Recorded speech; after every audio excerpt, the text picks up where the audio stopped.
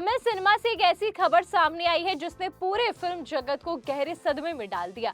मशहूर निर्देशक भारती राजा अब इस दुनिया में नहीं रहे। उनके निधन के साथ ही भारतीय सिनेमा का एक स्वर्णिम अध्याय समाप्त हो गया। दशकों तक अपनी फिल्मों के जरिए दर्शकों के दिलों पर राज करने वाले भारती राजा के जाने से फिल्म इंडस्ट्री में शोक की लहर दौड़ गई।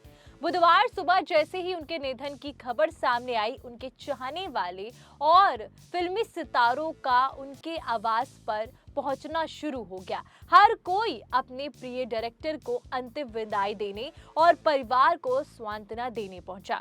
इसी बीच तमिलनाडु के मुख्यमंत्री विजय भी दिवंगत निर्देशक के घर पहुंचे।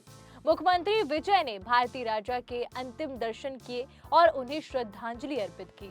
इस दौरान विजय काफी भावुक नजर आए। उनके चेहरे पर महान डायरेक्टर को खोने का दुख साफ दिखाई दे रहा था।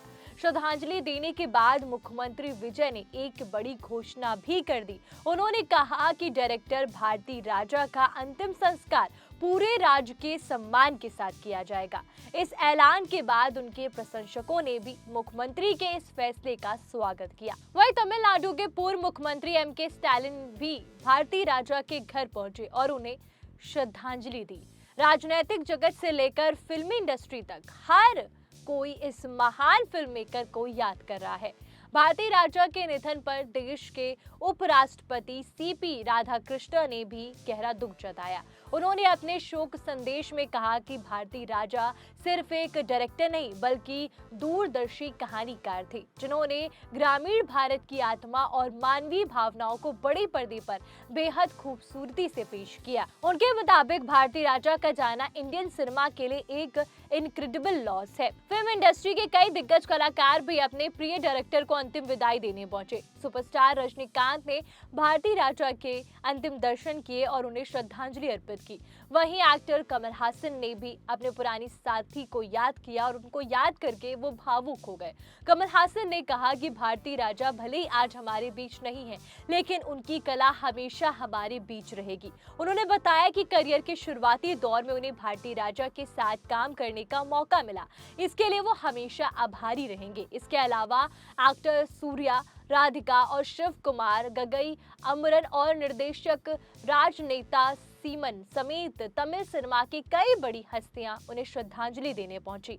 हर किसी की आंखें नम थी, हर कोई अपने अपने अंदाज में इस महान डायरेक्टर को याद कर रहा था। अगर भारती राजा के फिल्मी सफर की बात करें तो उन्होंने साल 1977 में फिल्म 16 वाथिनिल से निर्देशन की दुनिया में कदम रखा। इसके बाद उन्होंने एक से बढ़कर एक शानदार फिल्में दी और 4 दशक से भी ज्यादा लंबे करियर में भारती राजा ने 40 से ज्यादा अधिक फिल्मों का निर्देशन किया। उनकी फिल्मों ने न सिर्फ दर्शकों को एंटरटेन किया बल्कि समाज को नई सोच भी दी।